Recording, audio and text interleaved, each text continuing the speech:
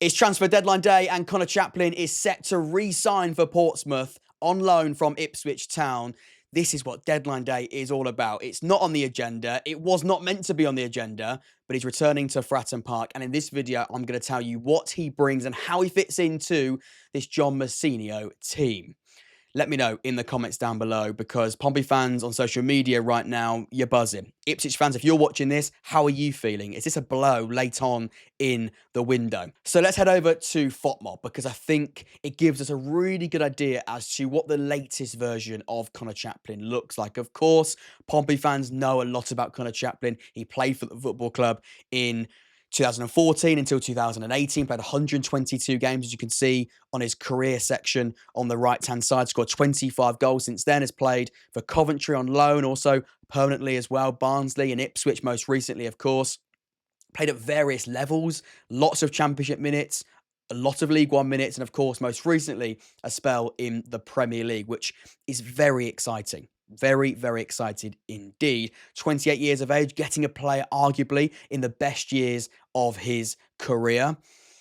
On face value, it's some addition. It is certainly some addition. Now, the reason why I said the latest version of Conor Chaplin is because last time he was in a Portsmouth shirt, I believe he was a number 9, and his game since then has changed a fair bit. He can play and has still played as a striker, but he's also now a number 10. And you say that's his best position, behind the striker, outside the box, inside the box. He's doubled his threat. And we can see that by looking at his shot map.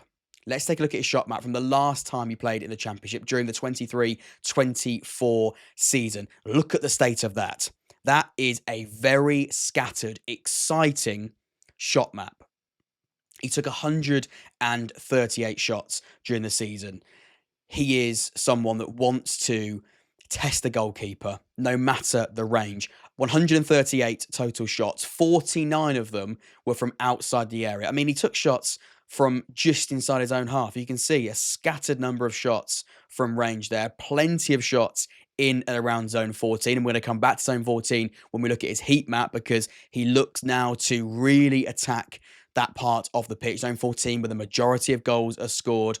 Lots of efforts from that position. I spoke to a Pompey fan, Jack Hancock, and he said, I think this is going to take our edge of the box work to a whole new level. And that's really exciting. Inside the box, of course, is where he's also just as dangerous. I mean, the majority of his goals, 12 out of those 13 goals he scored last time he played in the Champ, were from inside the area. Outperformed his XG, 11.97 expected goals, scored 13, 40 shots on target. Really nice green metrics when compared to other players playing in the attacking midfield role during that season. And the creative side of his game has also gone to whole new levels as well. During this season, 53 chances were created by Conor Chaplin, 8 assists as well, which is fantastic. And if we scroll down to the touches, plenty of touches. Once they get on the ball, over 1,700 touches of the football, with 158 of those touches being inside the opposition box.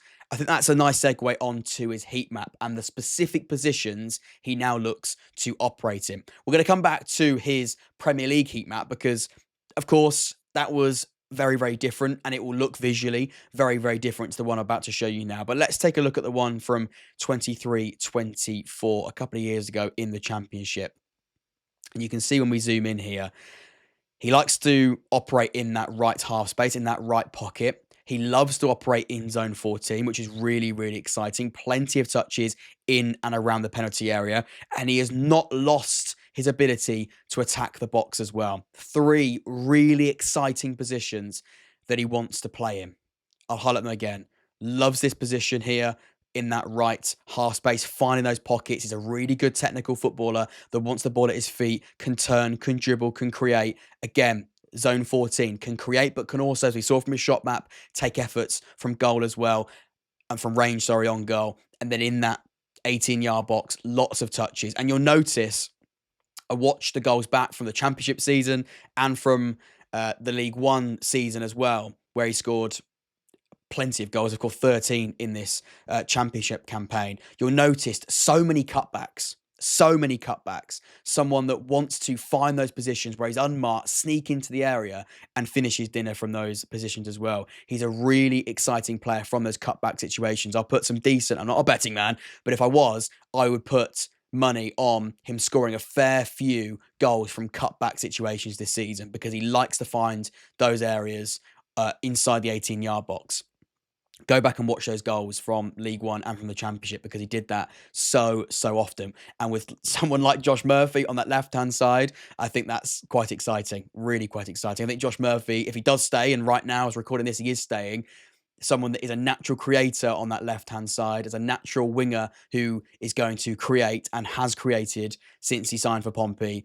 I think Conor Chaplin could benefit as much as Colby Bishop has benefited from that signing. I did also promise we look at his Premier League heat map because, again, it's important to look at a player's most recent season. Only 22 appearances, 10 starts, so 12 off the bench, only 40 minutes per game on average. Still accumulated 2 goal involvements, a goal and an assist. His heat map, of course, is very different. It's much lighter, far less opportunity to impress. But if you look at those specific positions, still looking to operate in this position here, still outside the box, he's getting on the ball a little bit. And again, he's still attacked the box on a couple of occasions as well. So it's much lighter. Of course, he had far less touches of the football and he had less time on the pitch, if we're being brutally honest. But the positions, again, are very similar at the top level of English football.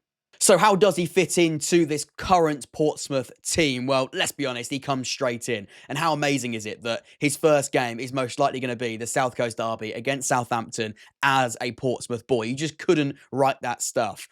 On the pitch, I think he comes straight in as that number 10. That's not breaking news. I think that is a pretty obvious position for him to occupy behind Colby Bishop.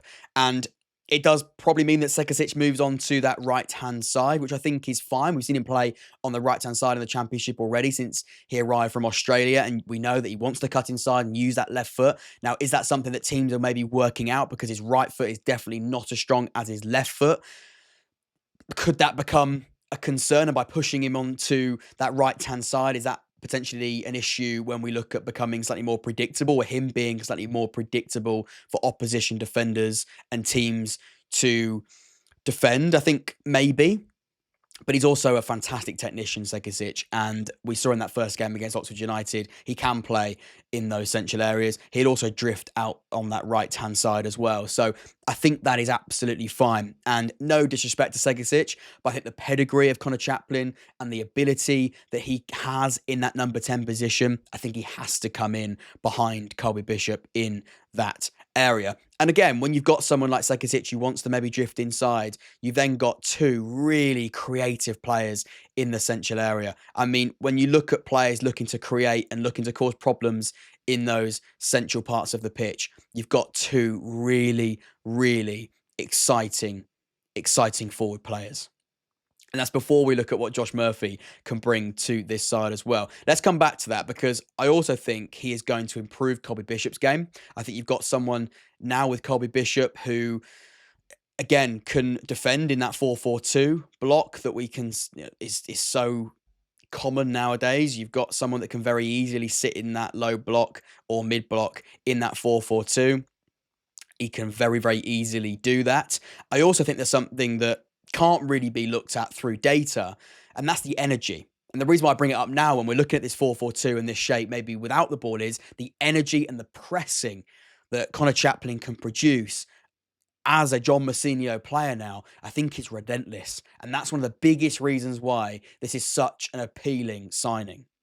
Beyond the fact there's so much romantic elements that come with it, he is such a hard worker. And if you look at those heat maps, look how many positions he can occupy. Look how many areas of the pitch he wants to run around in as much as he wants to operate with the ball in. So it's such an understandable addition for Portsmouth. His pressing is going to be great. And when you look at someone like Matt Ritchie, who's left the football club, that was controversial. Maybe, is that the right word? I don't know. I don't think all Pompey fans were on board with that departure. Of course, different players. But he was someone that, as part of that front line, was really hardworking and someone that was really suited to the way that John Mousinho wants his team to win the ball high up and provide those high turnovers. And someone like Conor Chaplin will do that. He is someone that will do that. In fact, if we go back to FOTMob really quickly, I haven't actually looked at this data, but if you look at these numbers, and actually they, thankfully, off the cuff, it works in my favour. 27 interceptions, 137 recoveries, 24 times he won possession back in the final third. Those defending numbers and those defensive metrics for an attacker are also so well suited. And again, I didn't even know that data, but by knowing what Conor Chaplin can do, I'd presume that those numbers were well and truly in the green. And they are. Some really good numbers from the forward line defending from the front, which is something that, of course, is so important for John Mousinho's side. So if we come back to this briefly, again, we know what he can do in that 4-4-2. I think that's absolutely fine. With the ball, again, he's going to drift in these positions here. He can be in this part of the box as well, looking to cut back. If Josh Murphy gets the ball and can cut it back, I think that's something that can work an absolute treat. Of course, you've also now got 2 natural creators. But you've also now got 3 players that are wanting to attack the area. 4, of course, if we include Colby Bishop, but 4 players behind that centre forward that want to play and cause problems inside the most dangerous part of the pitch, which, of course, is the opposition penalty area. And knowing Josh Murphy fairly well, as you can imagine, he's someone that wants to operate with width, of course, but also wants to find this little box here on the edge of the box. So you can, he cuts inside a lot of the time and can shoot and create from this position here. Segic now naturally is going to invert slightly and move inside. Again, can operate in this position here. You've got Conor Chaplin that also wants to play in this area of the pitch as well. You've got a lot of really exciting, creative players around Colby Bishop. And I think he is going to thrive now, Colby Bishop, with a lot more chances. Perhaps slightly, at the moment, over-reliant on the ability of Josh Murphy and his creativity, which I think is still fine. I think Josh Murphy is going to play a massive part in also contributing to Chaplin's output as well. But you've also got now a lot of players, if we highlight that, I mean, that's a really exciting 3 behind Bishop as well, isn't it? That's a really exciting 3.